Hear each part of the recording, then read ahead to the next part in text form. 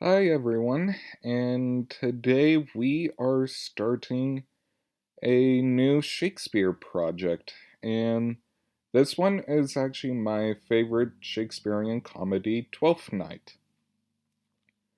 Now, I'm doing this one because I like Twelfth Night, and two because it was a request given to me by someone at my workplace. And I'm also going to try to spice up and try something new with these videos by trying to do voices for them. And hopefully they'll make things a bit more energetic and fun. If you don't think it really works, feel free to comment in the comment section. Anywho, Act 1, Twelfth Night. Act 1, Scene 1, apartment in the Duke's palace. Enter Duke Curio, lords, musicians attending. Duke. If music be the food of love, play on, give me excess of it. That surfeiting, the appetite may sicken and so die. That strain again, it had a dying fall. Oh, it came o'er my ears like the sweet south, that breathes upon a bank of violets, stealing and giving odor, enough, no more. 'Tis not so sweet now as it was before. O spirit of love! How quick and fresh art thou, that notwithstanding thy capacity, receiveth as the sea, not enters there. O what validity and pitch soever befalls into abandonment and low price, even in a minute, so full of shapes is fancy, that it alone is high fantastical curio. Will you go hunt, my lord? Duke. What curio? Curio. The hart. Duke. Why, so I do, the noblest that I have. Oh, when my eyes did see Olivia first, methought she purged the air of pestilence. That instant was I turned into a hart, and my desires like fell and cruel hounds e'er since pursue me. How now, what news from her? Enter Valentine. Valentine. So please, my lord, I might not be admitted, but from her handmaid do return this answer. The element itself till 7 years' heat shall not behold her face at ample view, but like a cloistress she will veiled walk, and water once a day her chamber round, with eye offering brine, all this to season a brother's dead love, which she would keep fresh and lasting in her sad remembrance. Duke. Oh, she that hath a heart of that fine friend, to pay this debt of love but to a brother. How will she love when the rich golden shaft hath killed the flock of all affection else, that live in her, when liver, brain, and heart, these sovereign thrones are all supplied and filled, her sweet perfections with oneself king, away before me to sweet beds of flowers. Love thought lie rich when canopied with bowers. Exit. Scene 2. The sea coast. Enter Viola, captain, and sailors. Viola. What country, friends, is this? Captain. This is Illyria, my lady. Viola. And what should I do in Illyria? My brother, he is in Cilium. Perchance he is not drowned. What think you, sailors? Captain. It is perchance that you yourself were saved. Viola. Oh, my brother, and so perchance may he be. Captain.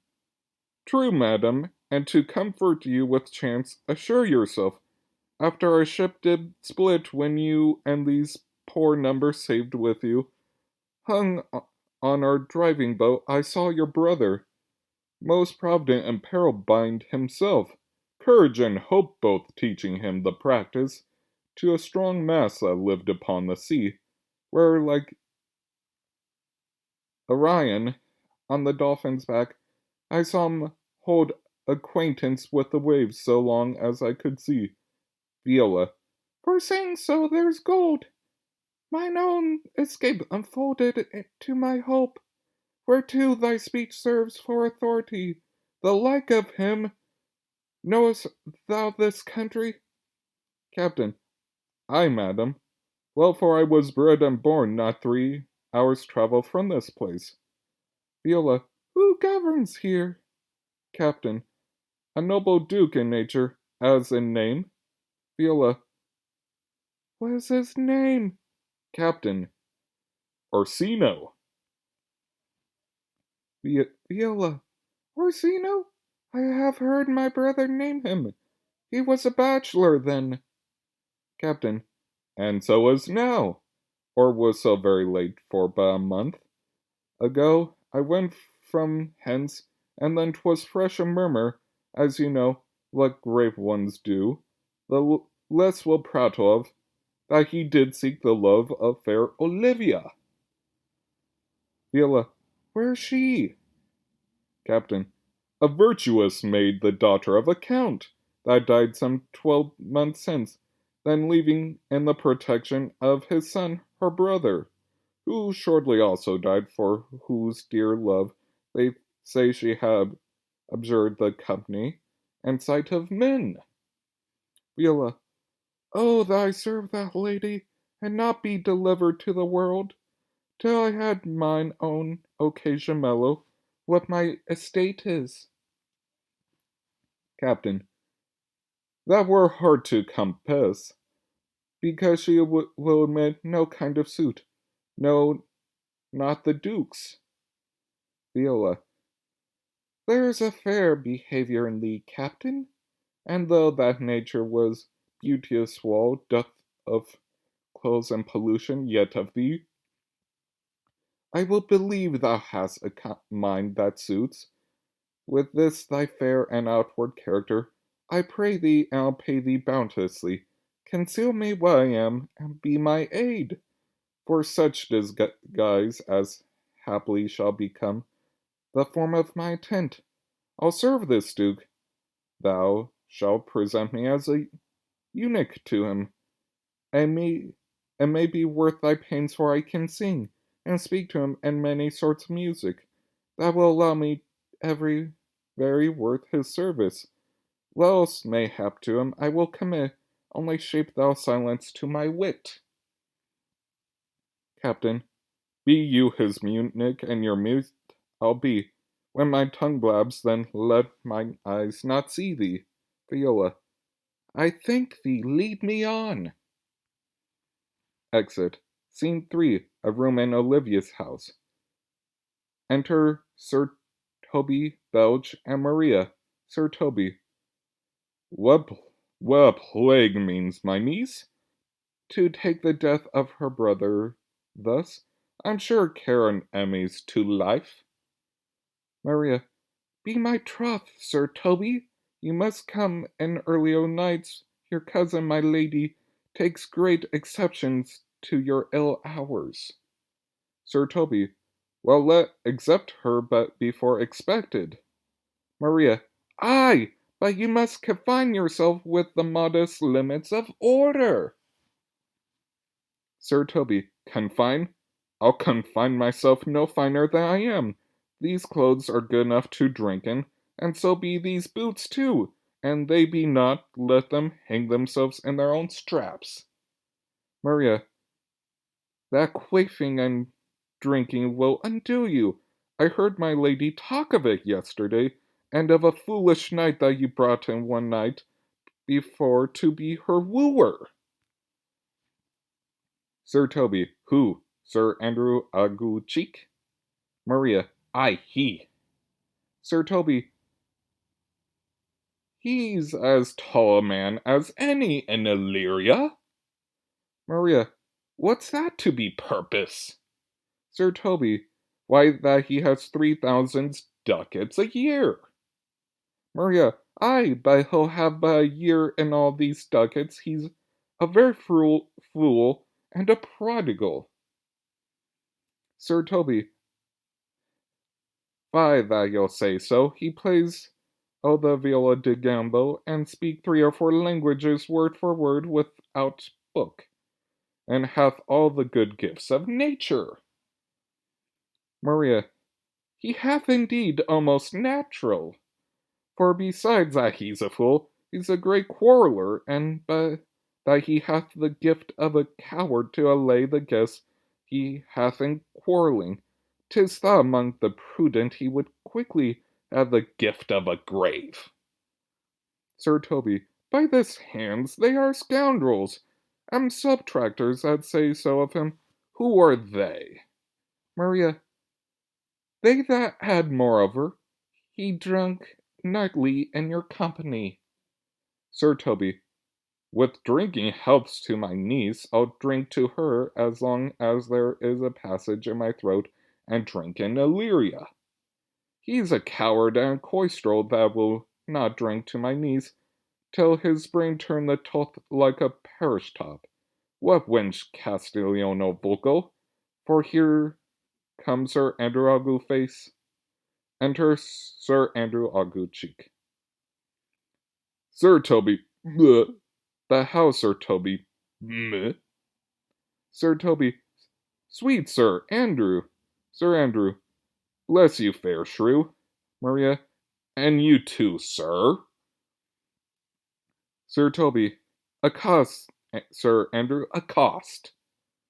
Sir Andrew, what's that?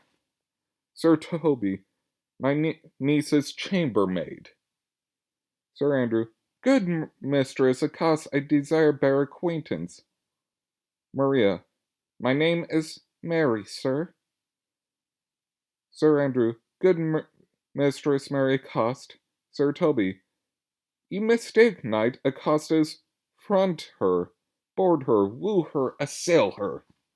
Sir Andrew, by my troth I would not undertake her in this company. Is that the meaning of accost? Maria, fare you well, gentlemen. Sir Toby, thou let part, Sir Andrew. Would thou mightiest never draw sword again. Sir Andrew, as ye part so, mistress, I might not never draw a sword again. Fair lady, do you think you have fools in hand? Maria, sir, I have not you by the hand. Sir Andrew, marry, but you shall have, and here's my hand. Maria, now, sir, that thought is free, I pray you. Bring your hand to the buttery bar, and let it drink. Sir Andrew, wherefore, sweetheart, what's your metaphor? Maria, it's dry, sir. Sir Andrew, why, I think so, I'm not such an ass, but I can keep my hand dry. But what's your jest? Maria, a dry jest. Sir Andrew, are you full of them? Maria, aye, sir, I have them at my fingers' ends. Marry now, I'll let go your hand. I am barren. Exit Maria. Sir Toby, oh, knight, thou lackst a cup of canary. When did I see thee so put down? Sir Andrew, never in your life, I think, unless you see canary put me down. Methinks sometimes I have no more wit than a Christian or ordinary man has. But I am a great eater of beef, and I believe that does harm to my wit. Sir Toby, no question. Sir Andrew, and I thought I'd be forswear I'll write home tomorrow, Sir Toby. Sir Toby, pourquoi, my dear knight? Sir Andrew, what is pourquoi? Do or not do? I would I had bestowed that time in the tongue that I have in fencing, dancing, and bear baiting. Oh, I but followed the arts. Sir Toby, then hadst thou an excellent head of hair. Sir Andrew, why would I have mended my hair? Sir Toby, past question, for thou seest, it will not curl by nature. Sir Andrew, but it becomes me well enough, does it not? Sir Toby, excellent, it hangs like flax on a distaff.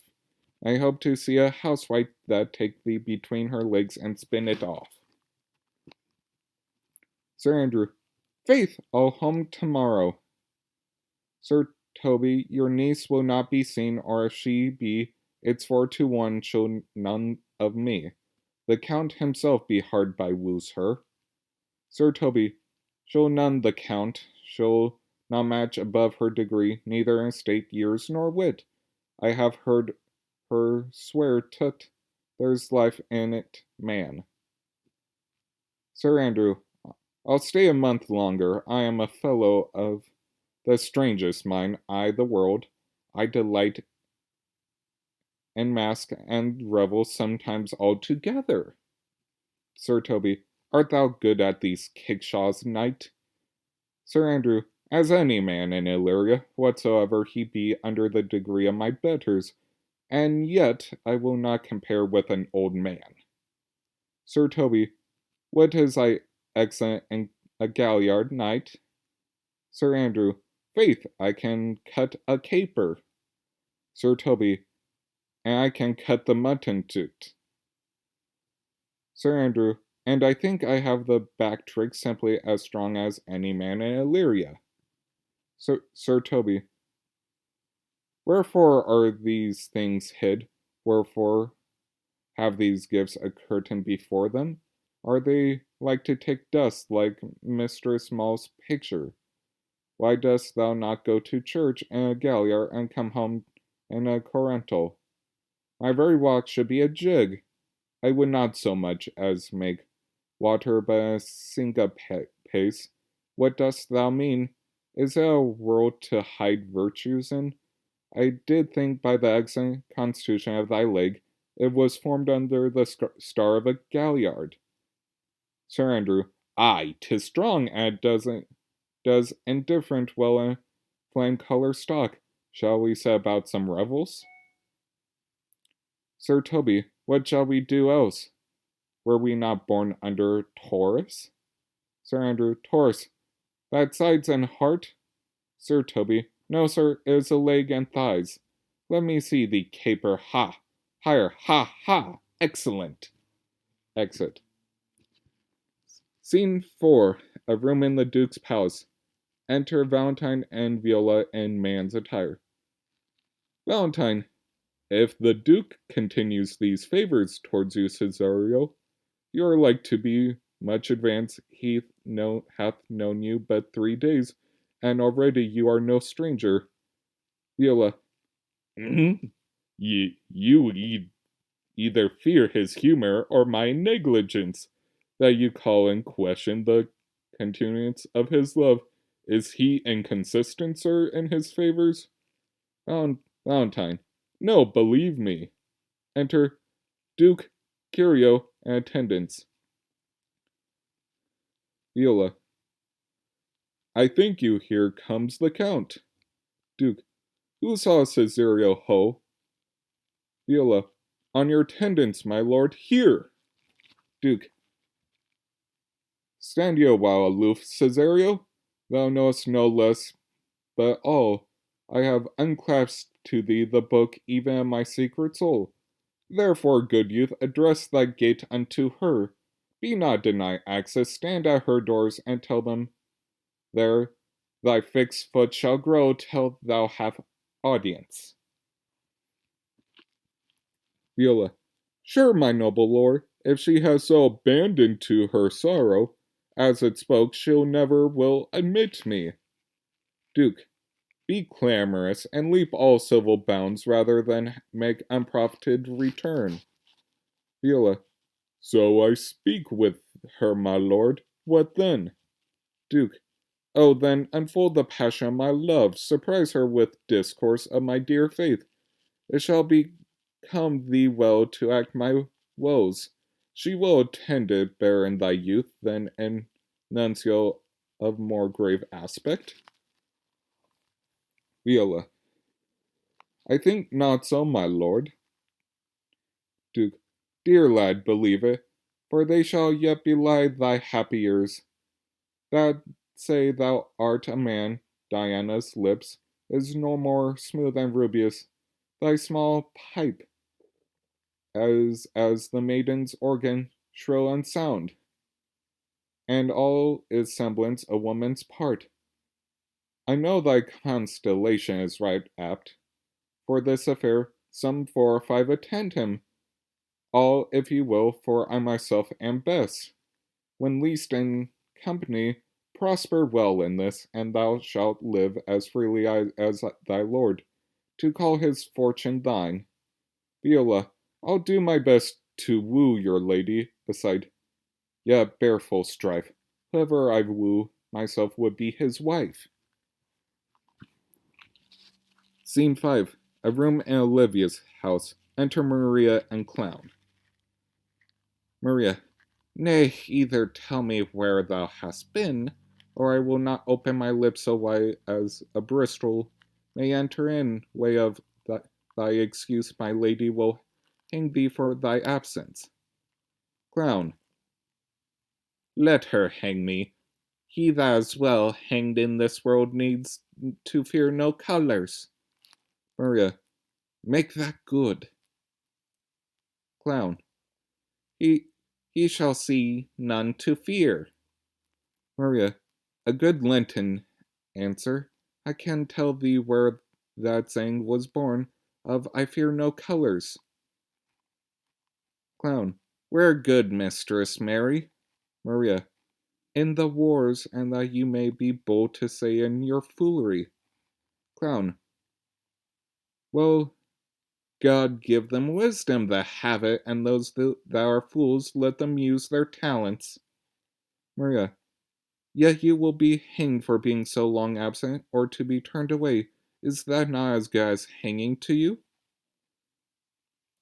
Clown. Many a good hanging prevents a bad marriage, and for turning away let summer bear it out. Maria. You are resolute then. Clown. Not so neither, but I am resolved on 2 points. Maria.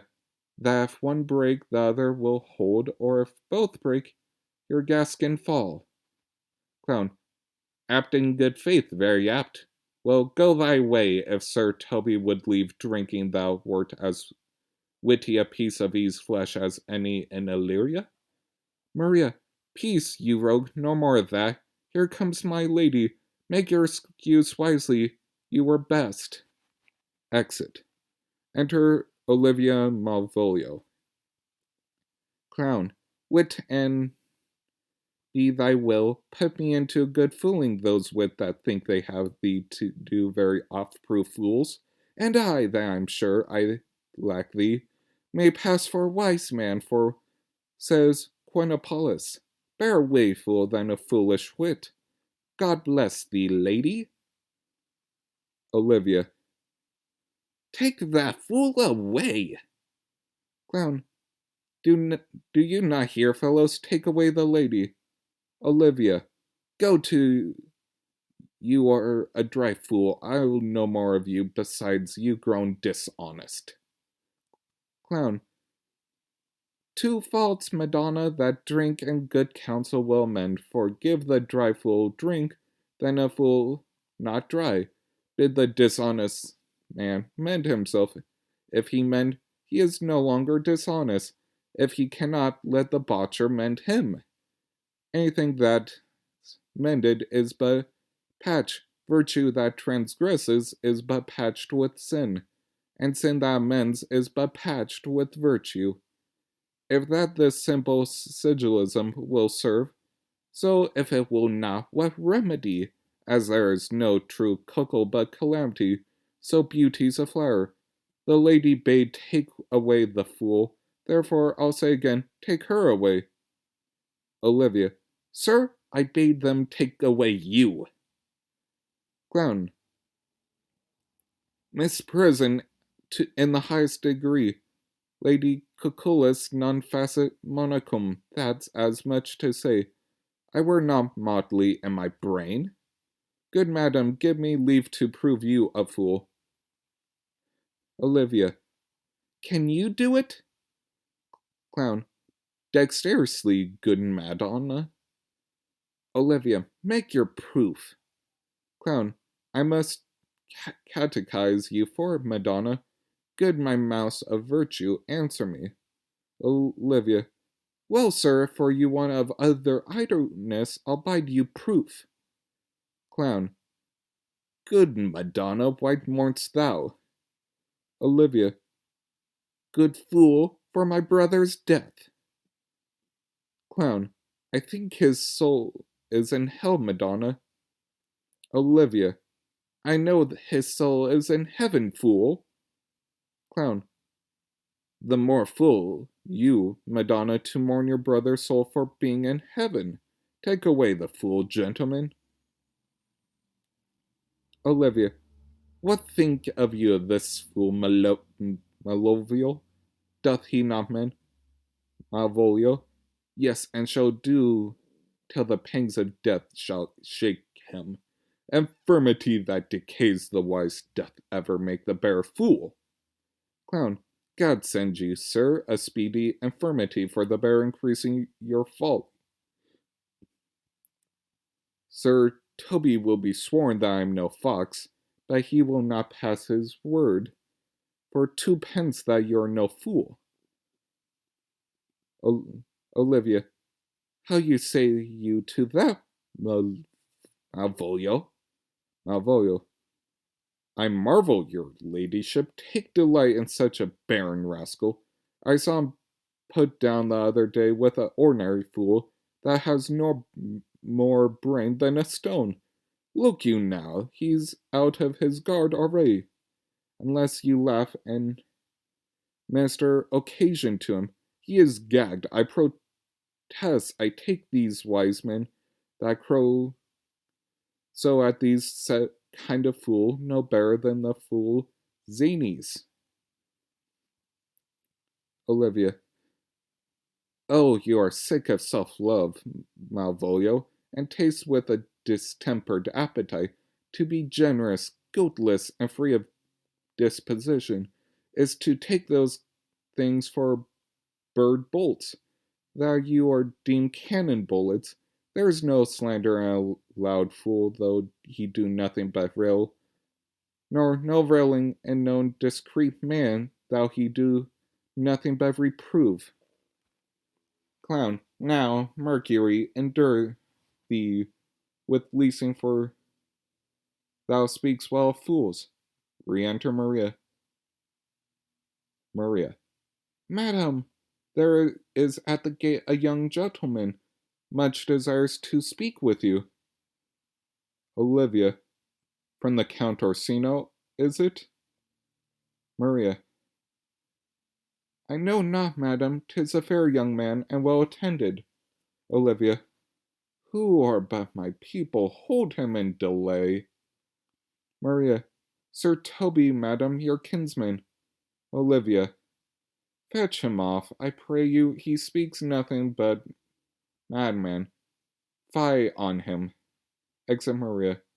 Go you, Malvolio. If it be a suit from the Count, I am sick, or not at home. What you will to dismiss it. Exit Malvolio. Now you see, sir, how your fooling grows old, and people dislikes it. Clown, thou hast spoke for us, Madonna, as if thy eldest son should be a fool, whose skull Jove cram with brains, for here he comes. One of thy kin has a most weak pia mater. Enter Sir Toby Belch. Olivia, by my honor, half drunk.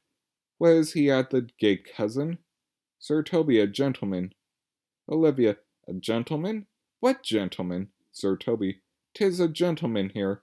A plague of these pickle herrings. How now, sot? Clown, good Sir Toby. Olivia, cousin, how have you come so early by this lethargy? Sir Toby, lechery, I defy lechery. There's one at the gate. Olivia, aye, Mary. What is he? Sir Toby, Let him be the devil, and he will. I care not. Give me faith, say. Well, it's all one. Exit. Olivia. What a drunken man, like fool. Clown. Like a drowned man, a fool, and a madman. One dot above heap make him fool. The second made him. And a third drowns him. Olivia. Go thou and seek the coroner, and let him sit, O my coz. For he in the third degree of drink, he is drowned. Go look after him. Clown. He is but mad yet. Madonna and the fool shall look at the madman. Exit Clown. Re-enter Malvolio. Madam young fellow swears he will speak with you. I told him you were sick.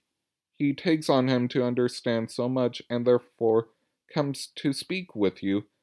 I told him you were asleep. He seems to have a foreknowledge of that too, and therefore comes to speak with you.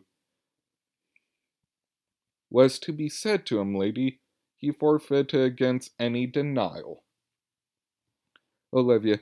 Tell him he shall not speak with me. Malvolio. Has been told so, and he says he'll stand at your door like a sheriff's post and be the supporter of a bench, but he'll speak with you. Olivia. What kind of man is he? Malvolio. Why, of mankind. Olivia. What manner of man? Malvolio. A very ill manner. He'll speak with you. Will you or no? Olivia. Of what personages and years is he? Malvolio. Not yet old enough for a man, nor young enough for a boy, as a squash is before 'tis a peas cud or codling. When 'tis almost an apple, 'tis with him or a standing wire, between boy and man. He is very well favored, and he speaks very shrewdly. One would think his mother's milk were scarce out of him. Olivia. Let him approach. Call him my gentlewoman. Malvolio. Gentlewoman, my lady calls. Exit. Re-enter Maria. Give me my veil. Throw on my face. Well, once more here Orsino's embassy. Enter Viola. The honorable lady of the house. Which is she? Olivia. Speak to me. I shall answer for her, your will. Viola. Most radiant, exquisite, and unmatchable beauty. I pray you tell me if this be the lady of the house, for I never saw her. I would be loath to cast away my speech, for besides, that is excellently well penned. I have taken great pains to con it.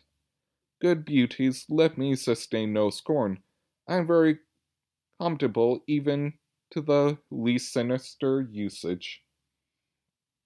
Olivia. Whence came you, sir? Viola.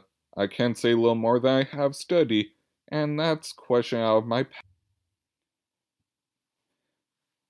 part. Good gentle one, give me modest assurance, if ye be the lady of the house, that I may proceed in my speech.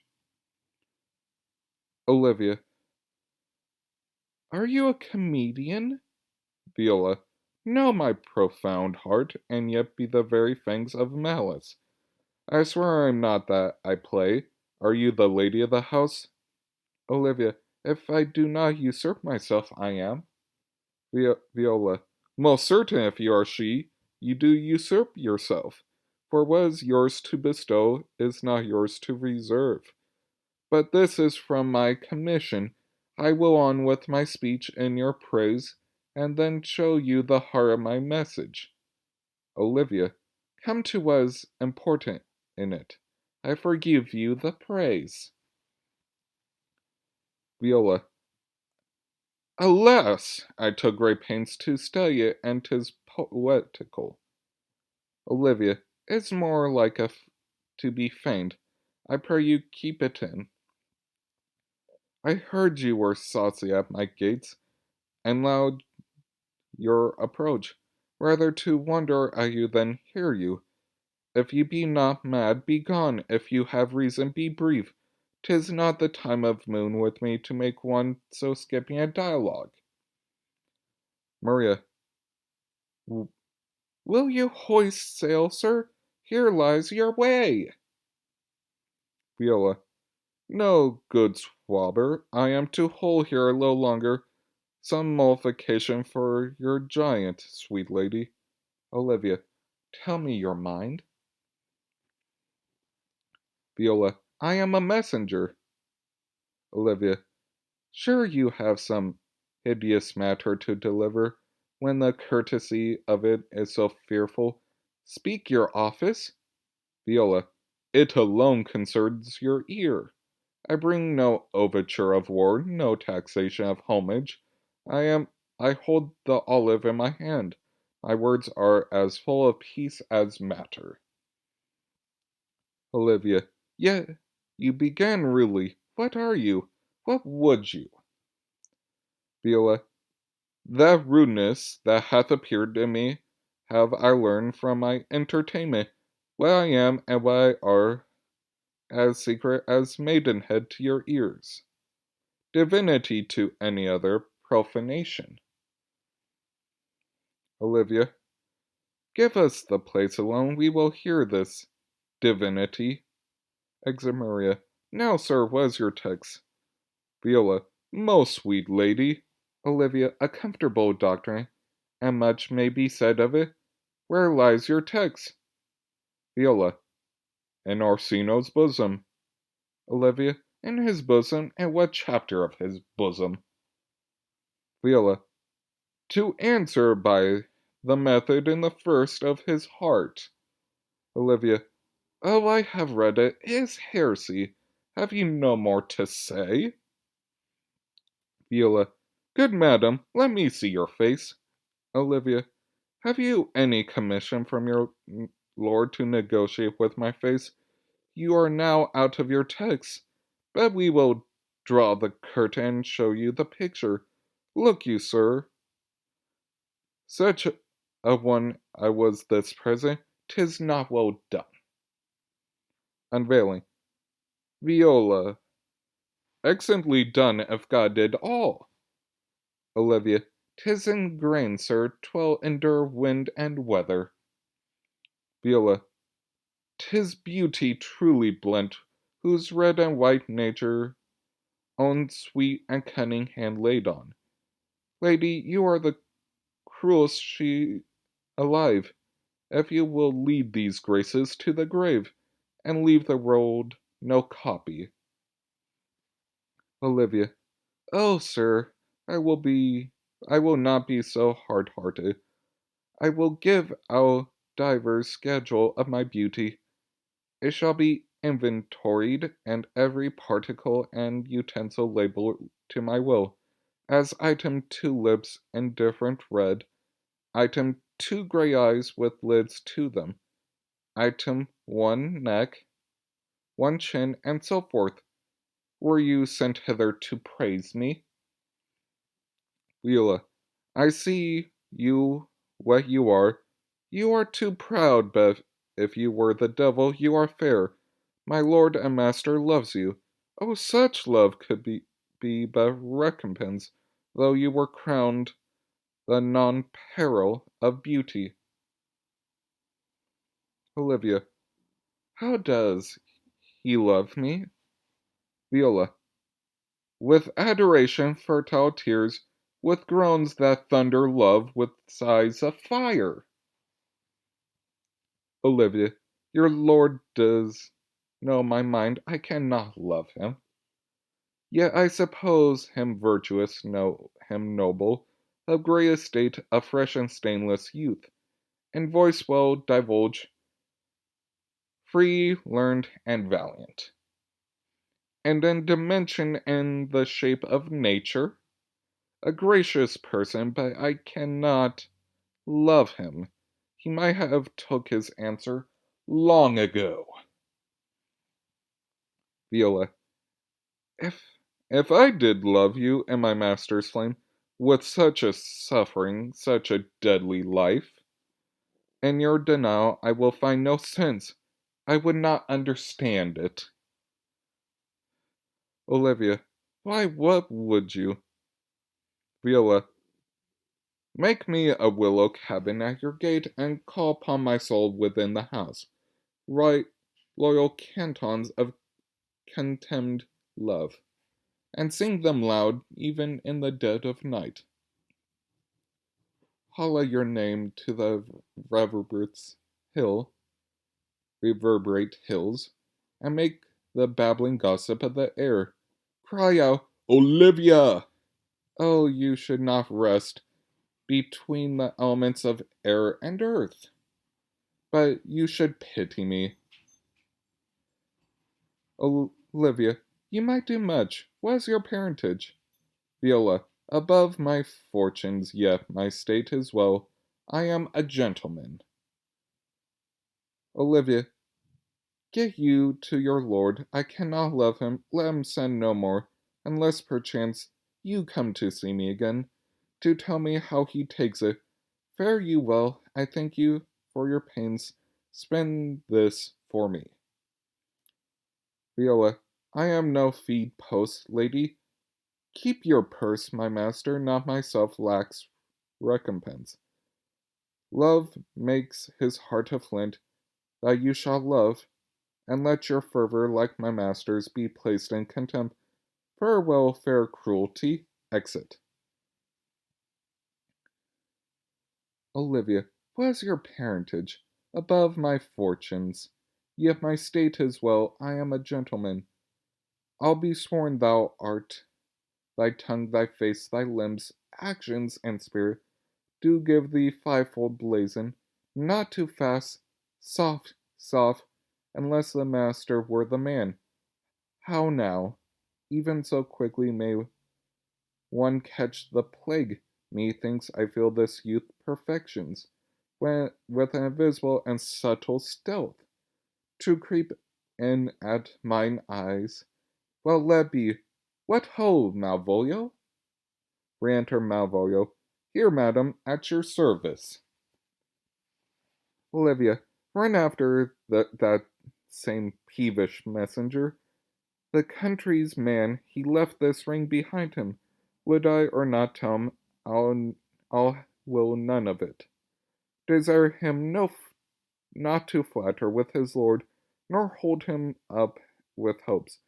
I am not firm. If that the youth will come this way tomorrow, I'll give him reason for it.